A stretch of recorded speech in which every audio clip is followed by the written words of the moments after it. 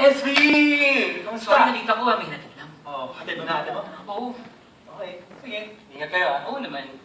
Sige, see you later.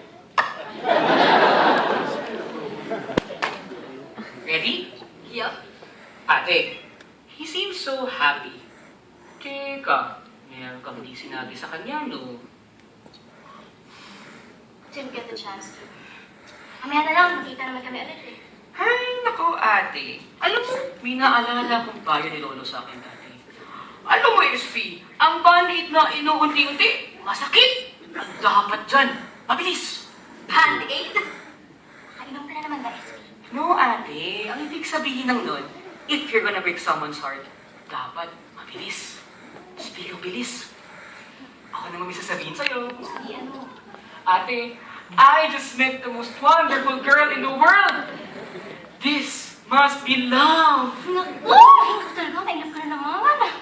Alam mo, sa daming beses mong sinasabi na in-love ka, baka di na kaming maniwalang tulaw yan. No, ate. Ika nga ni Alice Dixon.